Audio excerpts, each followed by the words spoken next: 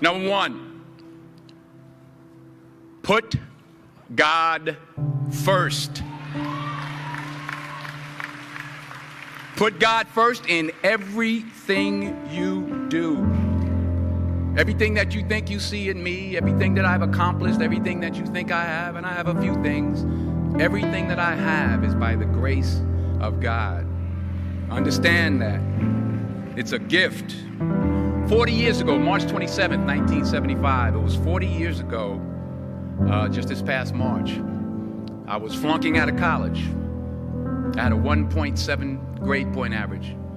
I hope none of you can relate. I had a 1.7 grade point average. I was sitting in my mother's beauty shop. They still call it beauty shops now? What they call it now? Yeah, I was sitting in the beauty parlor. I was sitting in my mother's beauty parlor, and I'm looking in the mirror, and I see behind me this woman under the dryer. And every time she looked up, every time I looked up, she was looking at me, just looking me in the eye. And I didn't know who she was, and I said, she said, somebody give me a pen, give me a pencil. I have a prophecy. March 27, 1975, she said, boy, you are going to travel the world and speak to millions of people. Now, mind you, I was flunked out of college. I'm thinking about joining the army. I didn't know what I was going to do, and she's telling me I'm going to travel the world and speak to millions of people.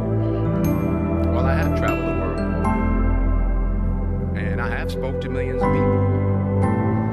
But that's not the most important thing, the success that I had. The most important thing is that what she taught me and what she told me that day has stayed with me since. I've been protected. I've been directed. I've been corrected. I've kept God in my life, and it's kept me humble. I didn't always stick with him, but he always stuck with me. So stick with him in everything you do. If you think you want to do what you think I've done, then do what I've done and stick with God. Number two, fail big. That's right. Fail big. Today is the beginning of the rest of your life, and it can be very frightening. It's a new world out there. It's a mean world out there, and you only live once.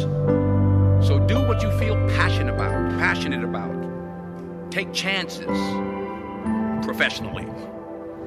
Don't be afraid to fail. There's an old IQ test, was 9 dots, and you had to draw 5 lines with a pencil within these 9 dots without lifting the pencil. The only way to do it was to go outside the box. So don't be afraid to go outside the box. Don't be afraid to think outside the box. Don't be afraid to fail big, to dream big. But remember, dreams without goals are just dreams, and they ultimately fuel disappointment. So have dreams, but have goals. Life goals, yearly goals, monthly goals, daily goals. I try to give myself a goal every day. Sometimes it's just to not curse somebody out. Simple goals, but have goals. And understand that to achieve these goals, you must apply discipline and consistency. In order to achieve your goals, you must apply discipline, which you have already done, and consistency every day, not just on Tuesday and miss a few days. You have to work at it every day. You have to plan every day. You've heard the saying, we don't plan to fail, we fail to plan. Hard work works. Working really hard is what successful people do. And in this text, tweet, twerk world that you've grown up in, remember, just because you're doing a lot more doesn't mean you're getting a lot more done. Remember that. Just because you're doing a lot more doesn't mean you're getting a lot more done. Don't confuse movement with progress. My mother told me, she said, yeah, because you can run in place all the time and never get anywhere. So continue to strive, continue to have goals, continue to progress. Number 3, you'll never see a U-Haul behind a hearse. I'll say it again. You'll never see a U-Haul behind a hearse. I don't care how much money you make, you can't take it with you. And it's not how much you have. It's what you do with what you have. We all have different talents. Some of you will be doctors, some lawyers, some scientists, some educators, some nurses, some teachers. Yeah, okay. Some preachers. The most selfish thing you can do in this world is help someone else.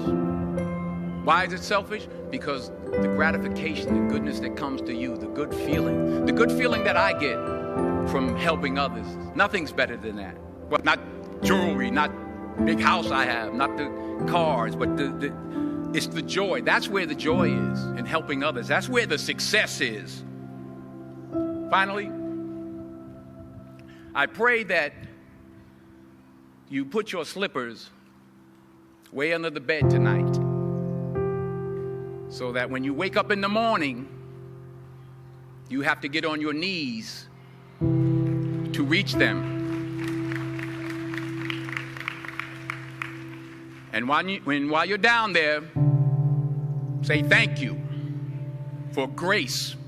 Thank you for mercy. Thank you for understanding. Thank you for wisdom. Thank you for parents. Thank you for love. Thank you for kindness. Thank you for humility. Thank you for peace. Thank you for prosperity. Say thank you in advance for what's already yours. It's how I live my life. That's why I am. One of the reasons why I am today. Say thank you in advance for what is already yours. True desire in the heart for anything good is God's proof to you, sent beforehand to indicate that it's yours already. I'll say it again. True desire in the heart, that itch that you have, whatever it is you want to do, that thing that you want to do to help others and to grow and to make money, that desire, that itch, that's God's proof to you, sent beforehand already to indicate that it's yours. And anything you want good, you can have. So claim it. Work hard to get it. When you get it, reach back. Pull someone else up. Each one, teach one. Don't just aspire to make a living. Aspire to make a difference.